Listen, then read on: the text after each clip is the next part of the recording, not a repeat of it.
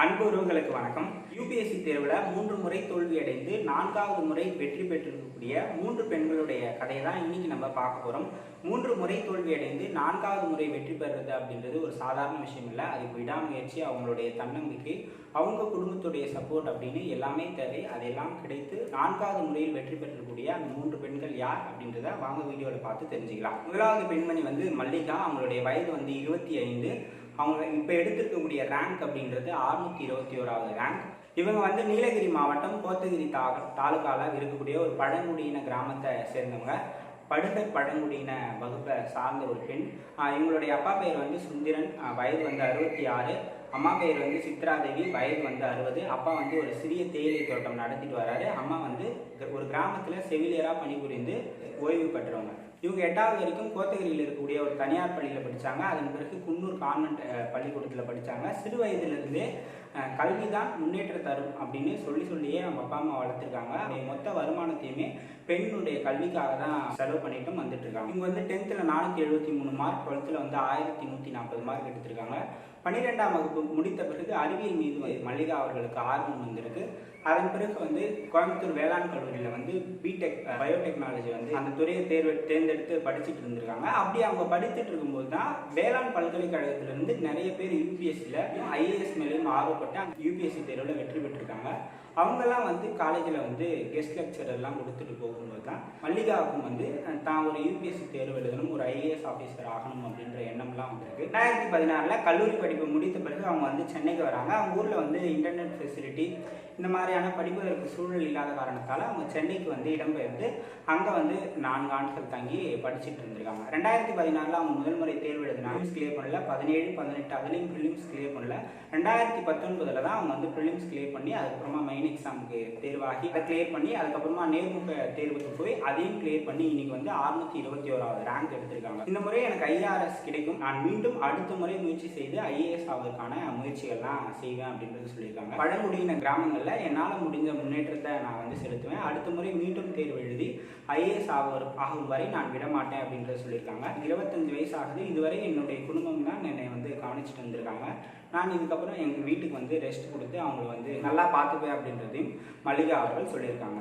2வது மாணவி பூர்ண சுந்தரி. இவங்களுக்கும் வயது 25. இவங்க மதுரை மணிநகரை சார்ந்தவங்க.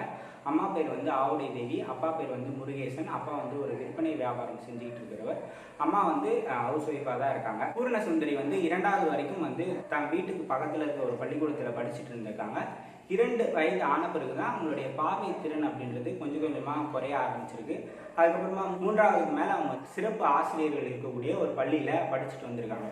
10வது முடித்த பிறகு பூர்ணசுந்தரிக்கு அறிவியல் துறை மீது ஆர்வம் வந்திருக்கு. அறிவியல் துறையில் படிக்கலாம் அப்படின்னு நினச்சிருக்காங்க. ஆனாலும் சில காரணங்களால் அவங்க வணிகவியல் துறையை தேர்ந்தெடுத்து 12வது படித்து முடிச்சிருக்காங்க. 12ஆம் வகுப்பு படித்து முடித்த பிறகு சுத்தமாக அவங்களுக்கு பார்வை அப்படின்றது போயிடுது. அதன் பிறகு அவங்க மதுரை பாத்திமா கல்லூரியில் சேர்ந்து பிஏ இங்கிலீஷ் லிட்ரேச்சர் படிக்கிறாங்க. அதன் பிறகு 2016 அவங்க யூபிஎஸ்சி எக்ஸாம்ஸ் எழுதிட்டு இருக்காங்க. யூபிஎஸ்சி ஏன் எழுதணும் அப்படின்ற எண்ணம் அவங்க அப்பா 12th படிக்கும்போது ஒரு மாவட்ட ஆட்சியருக்கு என்னென்ன அதிகாரங்கள்லாம் இருக்குது, அவரால் என்னென்னலாம் செய்ய முடியும் அப்படின்றத சொல்லிக் கொடுத்து வளர்த்துருக்காப்புல. அப்போ தான் தானும் ஒரு ஐஏஎஸ் அதிகாரியாக ஆக வேண்டும் அப்படின்ற எண்ணம் வந்திருக்கு. அதன் பிறகு 2016 அவங்க தொடர்ச்சியாக யூபிஎஸ்சி எக்ஸாம்ஸ் எழுதிட்டு இருக்காங்க.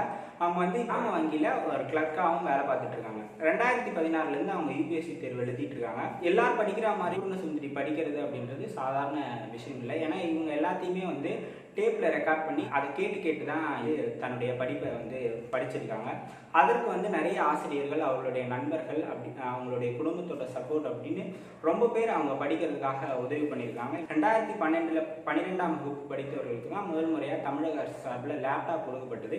அந்த லேப்டாப் இவங்க படிக்கிறதுக்கு ரொம்ப யூஸ்ஃபுல்லாக இருந்தது அப்படின்றத இவங்களும் சொல்லியிருக்காங்க. 2016 முதல் முறை முயற்சி, அதில் வெற்றி பெற முடியல. 2017, 18 ப்ரிலிம்ஸ் எக்ஸாம் கிளியர் பண்ணி மெயின்ஸ் எக்ஸாம் கிளியர் பண்ணி நேர்முக தேர்வு வரைக்கும் போயிருக்காங்க. நேர்முக தேர்வில் 10, 15 மார்க்கில் அவங்களுக்கு 2 வாட்டியுமே போயிடுச்சு.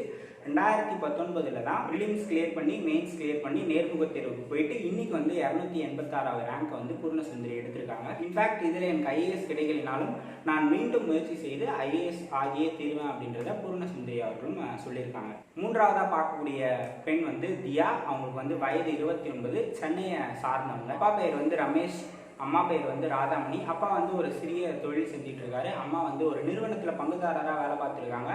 இப்போ அந்த வேலையை விட்டுட்டு வீட்டில் இருக்காங்க. ஸோ சின்ன வயசுலேருந்தே 12வது வரைக்கும் தனியார் பள்ளிக்கூடத்தில் தியா படிச்சிருக்காங்க.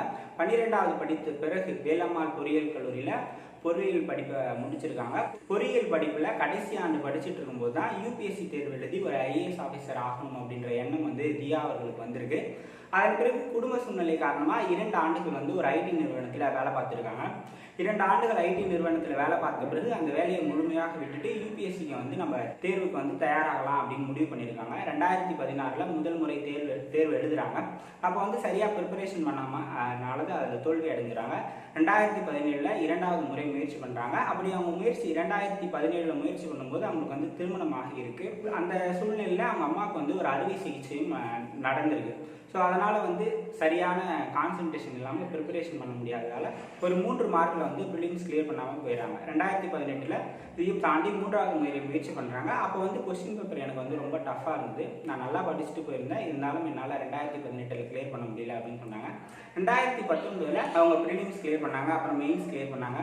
அதன் பிறகு வந்து நேர்முக தேர்வுக்கு கிளியர் ஆகி இன்னைக்கு வந்து 601வது ரேங்க் எடுத்து யூபிஎஸ்சியை கிளியர் பண்ணியிருக்காங்க. இந்த ரேங்க் எனக்கு ஐஆர்எஸ் கிடைக்கும். ஆனாலும் கூட நான் மீண்டும் முயற்சி செய்து ஐஏஎஸ் அதிகாரியாக ஆவேன் அப்படின்றத சொல்லியிருக்காங்க சென்னையை சேர்ந்த தியா.